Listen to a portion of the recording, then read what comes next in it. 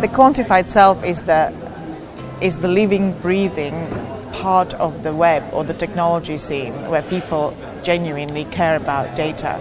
Who are constantly measuring things like their sleep patterns or their eating patterns or their exercise patterns. It's an app called Emotion Sense, and it records your moods. I learned I'm actually happier than I feel. The data is telling me, I feel more positive than I feel. The types of things that people should be doing with their data is looking at it in order to question about how they can change what they're doing in order to achieve the outcomes that they want to achieve, whether that's being happier or sleeping better or losing weight faster or whatever it is. You have your Fitbit data, your DigiFit data, your Withing scale data, your sleep data on some other thing. All of these are in silos. They're all in other companies' clouds. They're not yours. You have access to them, but you can't integrate them yet. Fitbit was useful for about 2 weeks, where I was using it and I looked at the stats and I refreshed and I thought, oh, that's exciting, I've done 10,000 steps. And after 2 weeks you're thinking, what does it actually mean?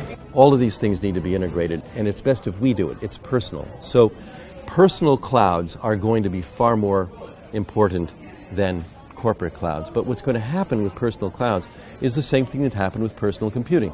Personal computing was absurd at one point. It was an oxymoron, that only companies, only institutions did computing. People didn't do computing. Well, now they do. That's the primary form of computing. The primary clouds are going to be personal clouds. I believe the first to use it a lot was Amazon with the Elastic Cloud services. And it simply meant a back-end server that did computing for you or back-end storage that did storage for you. If you're building the devices, it makes it much easier to have a cloud service because you can do more stuff with it. You can add new features and functionality. It becomes even more of an issue when you have more and more applications on your phone, not necessarily from people you trust quite as much. And what is hilarious is the large numbers of people that will just say yes, and it asks for every permission known to man, including lots of stuff that if you really thought about it, you'd say no. Data is now given a value by other organizations, so that there's an encouragement for them to take ownership of that data. Obviously, if one of those providers has their servers based in America, where through the Patriot Act, then it's quite possible for any of that data to be pulled out at any time. I see how the internet has affected the local business community, and I see the cloud as the business community going online. I think an end-user license agreement is a prenuptial agreement, essentially, for the digital world. They are not designed to be read.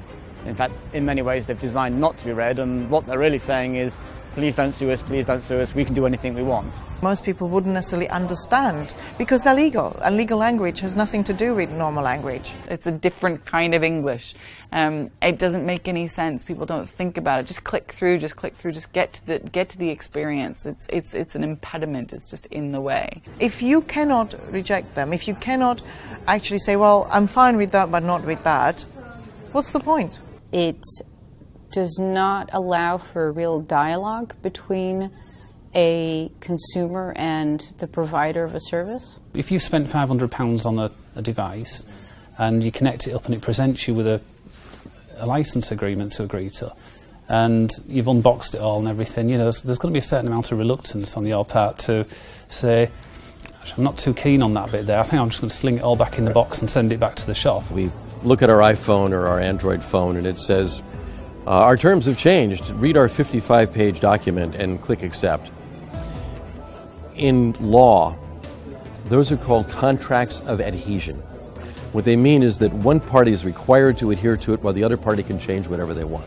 It's a bit like if you'd bought a luxury car and 10 months after you bought it, the chap from the sales chap turns up and says, right, I'm going to paint a curler label all over it, and we're going to reduce the speed to 40 miles an hour if you don't agree. Even if you were conscientious and you had no time, you spend all your time reading the agreements, you were really boring and you understood lawyer, you wouldn't know a tenth of what the data was going back and forth. So I wouldn't even say it would be very productive.